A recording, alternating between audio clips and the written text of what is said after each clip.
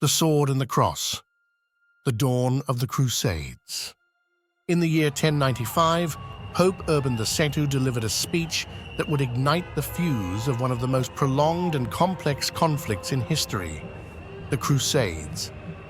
The First Crusade, which lasted from 1095 to 1099, was not simply a war. It was the beginning of a clash of civilizations that would forever alter the course of history, redefining the relationships between Europe and the Middle East. Pope Urban II's call at the Council of Clermont was a masterful blend of religious fervor and political opportunism.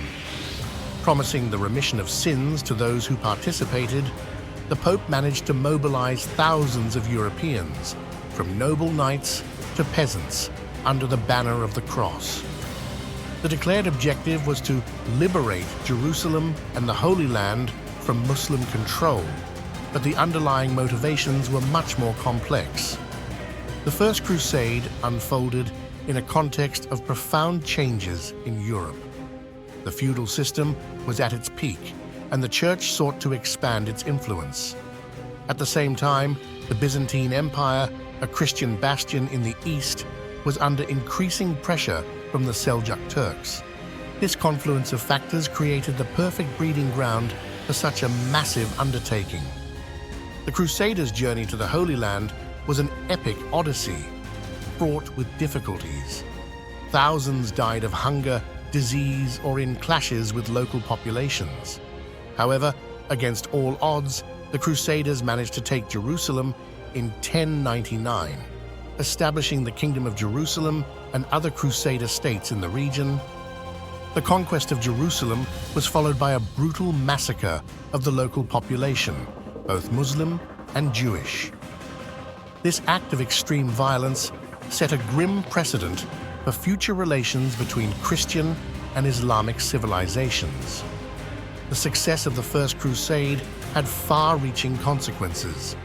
In Europe, it strengthened the power of the Church and stimulated trade with the East. In the Islamic world, it provoked a reaction that would eventually lead to unification under leaders like Saladin, setting the stage for future confrontations. The First Crusade also had a profound impact on culture and knowledge. Contact between Europeans and the more advanced civilizations of the Middle East led to an exchange of ideas, technologies, and practices that would enrich both sides. European architecture, medicine, and mathematics greatly benefited from this exchange. However, perhaps the most enduring legacy of the First Crusade was the change in mutual perception between Christians and Muslims. The atrocities committed by both sides created stereotypes and prejudices that would persist for centuries, influencing international relations to this day.